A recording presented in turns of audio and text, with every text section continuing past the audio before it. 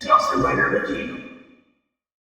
Hey YouTube, Dawson Rider here. Welcome to my review for the Power Rangers Beast Morphers International Episode review for the Silva Switch. So this was a clever pun title because it's our classic body swap episode of which Sentai and Power Rangers has done 1,000 times, and Nate and Steel are switching bodies, and Silva, get it? Because his name is Silva and it's Silver Ranger. That, actually, I did not understand that until today. I thought they were just saying it in a Joey Wheeler accent, like, the Silva Switch, baby dragon, right you? This was a classic body switch episode that kind of focused on the fact that Steel wants to be full human, and I have a theory about that I'll talk about at the ending. But basically, like, you start the episode and they're getting ice cream and Steel wishes he could lick it. That's what a lot of robots are like that. And then after that, Nate's showing him the sort of morph-x transfer machine we've used for, like, turning Chaku full human and all that stuff, and how he's working on a way to make Steel full human. Again, I have a theory on that at the end. But the ice cream winds up getting on it, and Steel's hand accidentally causes the machine to turn on, and they switch places,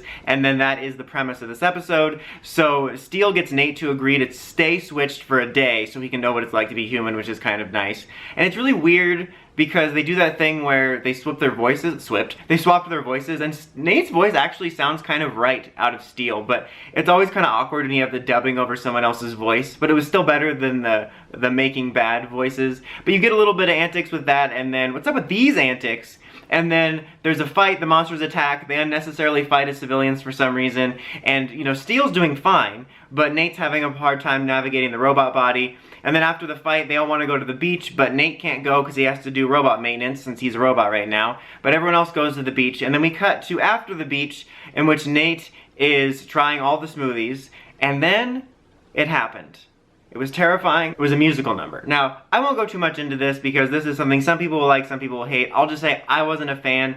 I mean, there were some funny moments, and Nate's actor certainly was having a good time. I think everybody in the scene seemed to be having a good time, and you could tell that. And there were some funny moments in it. It's just not my cup of tea. I'm not a musical guy.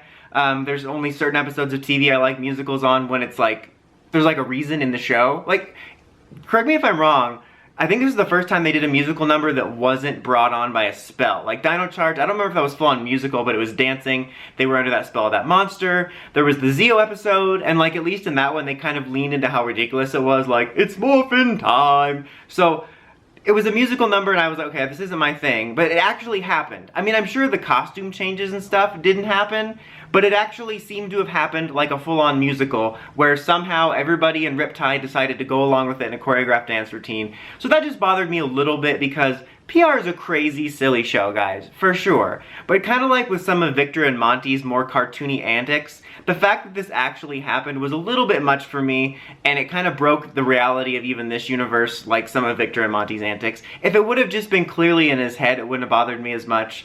But I don't know, I'll just leave it at that. It wasn't my cup of tea, but it was a song about being human. After that, they go into battle further. At some point, Nate and Steel realize that they can't stay switched forever because they're starting to break down. Blaze is actually coming up with a smart plan, which I think was one of the highlights of this episode, and he uses some of Evox's morph-x supply to give himself a boost, which is kind of cool. And then as a result, he gets a new power-up, kind of like Roxy did, and he's stronger now. And he actually ends up betraying the monster, which is a huge twist. And then the Rangers fight the Gigadrone, and they win the day. And later, though, Evox is thanking Blaze for how well he did at gathering more and more effects for him. And Roxy's like talking to Scrozza, like, how did he get so strong just out of nowhere? He's like, I don't know, eat right, work out, eat your green vegetables. Roxy's like, that's what my mom is always saying. Robo-Roxy is suspicious. And I thought this was actually one of the highlights, and something they've done kind of well in the last few episodes is Robo-Blaze and Roxy are getting a little bit back to that classic Blaze and Roxy stuff from the first season where they're actually coming up with their own plans, getting powered up,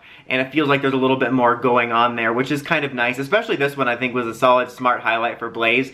And I like that it wasn't resolved right away. It wasn't resolved Joy Wheeler's back. Thousand Dragon, Time Wizard. It wasn't resolved right away where I honestly thought he was going to get found out at the end of the episode and Evox was going to like scold him. But this is going to continue on. I like that. Curious to see where it goes. Before I forget, speaking of Blaze and Roxy, both regulars were in the episode. Roxy was with everyone eating the smoothies or drinking the smoothies, and Blaze was seen to be training at the gym, and then he was in the musical sequence. So, hey, it's something. I still wish they were in it more, but at least they remembered the regular Blaze existed. And the episode ended with them switching back, but Nate vowing, what the hell, Wheeler, get out of my head. Nate vowing to make him full human by the end. So like, overall, it was an okay episode for me. Like, I liked parts of it, I didn't find it to be awful. I wasn't a fan of the musical sequence, but it was decently enjoyable. I liked the stuff actually mainly with Blaze, because I thought it was actually some smart villain stuff and reminded me of the more active role the villains had in the first season. So as far as an episode score, I would give it a 6.5. I thought it was fine. A lot of it wasn't my cup of tea, but it was a decent episode.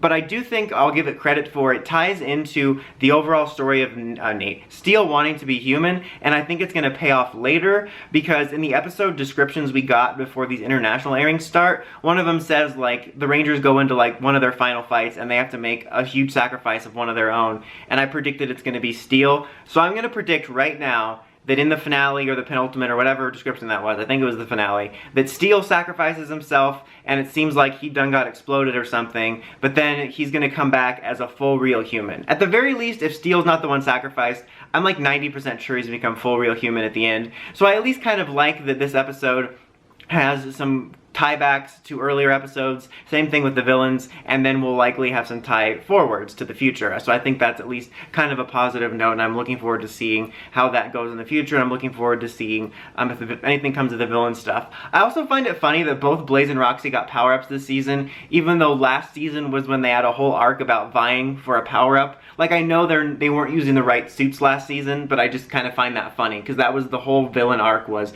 who's gonna get the power-up, and now they just both got it by themselves.